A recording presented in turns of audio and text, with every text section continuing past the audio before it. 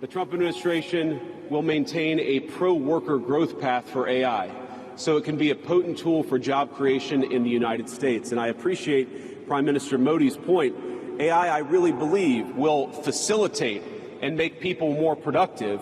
It is not going to replace human beings. It will never replace human beings. And I think too many of the leaders in the AI industry, when they talk about this fear of replacing workers, I think they really miss the point. AI, we believe, is going to make us more productive, more prosperous, and more free. The United States of America is the leader in AI, and our administration plans to keep it that way.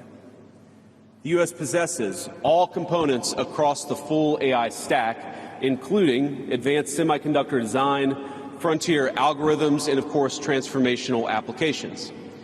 Now, the computing power this stack requires is integral to advancing AI technology. And to safeguard America's advantage, the Trump administration will ensure that the most powerful AI systems are built in the U.S. with American-designed and manufactured chips. Now, just because we're the leader doesn't mean we want to or need to go it alone, of course. And let me be emphatic about this point. America wants to partner with all of you. And we want to embark on the AI revolution before us with a spirit of openness and collaboration. But to create that kind of trust, we need international regulatory regimes that fosters the creation of AI technology rather than strangles it. And we need our European friends in particular to look to this new frontier with optimism rather than trepidation. Now, the development of cutting-edge AI in the U.S. is no accident. By preserving an open regulatory environment, we've encouraged American innovators to experiment and to make unparalleled R&D investments.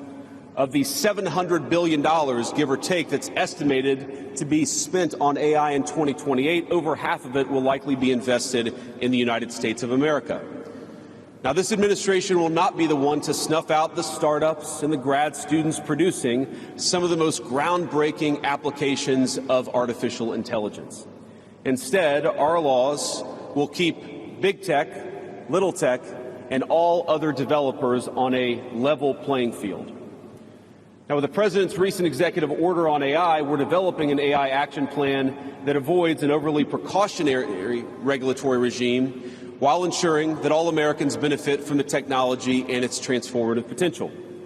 Now, we invite your countries to work with us and to follow that model if it makes sense for your nations. However, the Trump administration is troubled by reports that some foreign governments are considering tightening the screws on U.S. tech companies with international footprints. Now, America cannot and will not accept that, and we think it's a terrible mistake, not just for the United States of America, but for your own countries. The U.S. innovators of all sizes already know what it's like to deal with onerous international rules. Many of our most productive tech companies are forced to deal with the EU's Digital Services Act and the massive regulations it created about taking down content and policing so-called misinformation. And of course, we want to ensure the Internet is a safe place.